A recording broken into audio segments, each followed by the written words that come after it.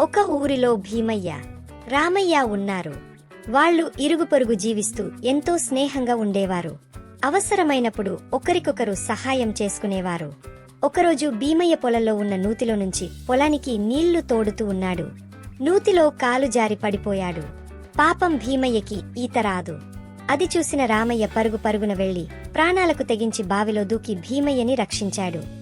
ఒకరోజు మిత్రులిద్దరూ పట్నం వెళ్లి తిరిగి వస్తుండగా వారికి దారిలో ఒక ఎలుగుబంటి కనిపించింది. తప్పుకునే సమయం లేదు. ఎదురుగా ఎలుగుబంటి వచ్చేస్తోంది. ఏమి చెయ్యాలో అర్థం కాని పరిస్థితికి వచ్చేశారు. ఇద్దరు మిత్రులు భయంతో వణికిపోయారు. ఇంతలో గుబురుగా ఉన్న చెట్టు ఎదురుగా కనిపించింది. దానిని ఎక్కి ఆ కొమ్మల మధ్య కూర్చున్నాడు భీమయ్య. కాని రామయ్యకి చెట్టు ఎక్కడం రాదు. ఎలుగుబంటి దగ్గరగా వేచేస్తోంది. ఏమి చెయ్యాలో అర్థం కాలేదు కాసేపు రామయ్యకి.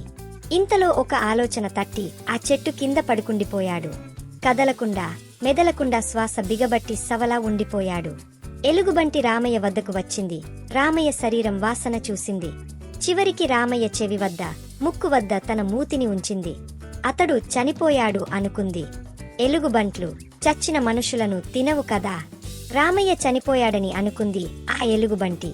అందుకే రామయ్యని అక్కడే వదిలేసి అక్కడ నుంచి వెళ్లిపోయింది ఆ ఎలుగుబంటి. ఎలుగుబంటి దూరంగా వెళ్లిపోయిన తరువాత భీమయ్య మెల్లిగా చెట్టు దిగాడు. కింద పడుకుని ఉన్న రామయ్య వద్దకి వచ్చాడు. మెల్లిగా చేత్తో రామయ్యని తట్టాడు భీమయ్య. ఆ తట్టింది ఎలుగుబంటే అని అనుకున్నాడు రామయ్య. అంతే భింకంగా బిగుసుకుని మరీ పడుకున్నాడు రామయ్య. భీమయ్యకి భయం వేసింది. తన స్నేహితుడి గుండె ఆగిపోయిందేమో, అతను చనిపోయాడేమో అని భయపడిపోయాడు. అతనికిధు ఖం ఆగలేదు.